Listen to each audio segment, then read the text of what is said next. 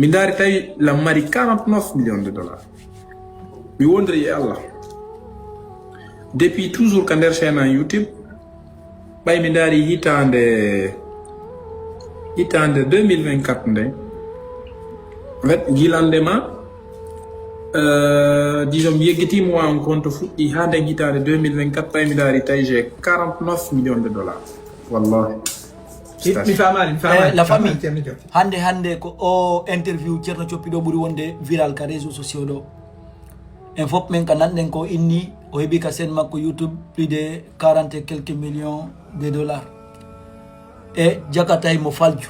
kanko tigui o yiltiti o inni wona 49 millions o falno inde ko 49 000 o falno innugol quoi donc andi l'erreur imen jama yo accu asarnagol contre goɗɗo fi ko wowli parce que surtout so ndigi wowli a gayni arti kadi inni a on tigi falju quoi zaro yimɓe parce que ala mo faljata kaw leddi ɗo personne n'est parfait en fait jamano doit famugol noon na fi so tawi woni goɗɗo wowlay hay waɗoɓe ɗo vidéo ji waɗoɓe conseil ji waɗoɓe genre par exemple livre windoɓe livre et autre des fois a yayi ɗo livre ji gono toon tawa erreur no nder toon tawa erreur ji no nder toon ka nder livre ji des fois président ɓeɓe waɗay ɗo discours ji tawa erreur no ka nder discours toon tu vois goɗɗo tan ka wiyama ka banno adama ka ñamo lanɗan ka hawle ɗo a faljay donc jama o accu polémique gol piiji ɗin haala ɗum ɗo natini yalti ɗo ko en fait kanko tigui o yaltini piiji ɗin avec A plus B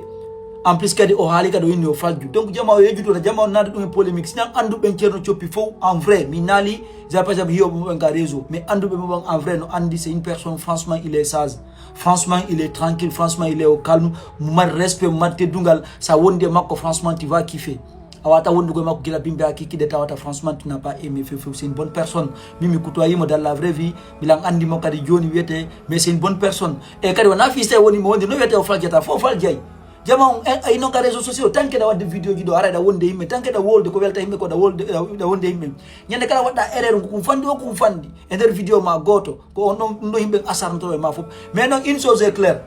ayi ɓe wonɓe ka réseau ɗo ɓe tawata ɓen ɓe commentata vidéo ji maɗi ɓe laykata vidéo ji maɗi ɓe partage ta vidéo ji maɗi ɓe abonné e ma ɓurɓe ɗurde ɓen ko erreur ngo ko fandi o ko fandi ko sa waɗi ko ɗon ɓe yetta ɓe commenta ndaare ɗum moƴƴa fayda vidéo ji mon ɗi a waɗay ɗo vidéo ji moƴƴi ɗi tawata ko duwaɗi partage ɗi tawata ko duwaɗi véhiculé de wallahi billahi yata commentaire maɓɓe toon a yata like maɓɓe to a yata partage maɓɓe mais tuma kala waɗɗa vidéo ko tawata ko fande ko fande erreur toon ko toon ɓe arta fi descendugol ma fi cippingol ma kam fenantama yaltenge ɗum quoi so tawi woni on soutenata goɗɗo wato jiiɓumo quoi c'est pas bon du tout en fait quoi c'est pas du tout bon ala neɗɗo mo faljata ka holledi ɗo so goɗɗo waɗi hunde ma wowli hunde o ari o inni a franchement public mi falju quelqu'un ko hombo ni faljata ka holledi ɗo donc yaltenge ɗum quoi hara jama yo accu si waɗi piiji e ala mo faljata ka holledi ɗo en fof ɗen andi a imam on des fois simo julnude ko janggi kon o falje des fois a sujjay ɗo a immoto ɗo laabi 5 tawa ko do laabi 4 duwanaɗa immagol des fois a sujjay ɗo ha ronka tawa duwa ka waɗugol ɗum ɗo fof hay ka julde yimɓe faljay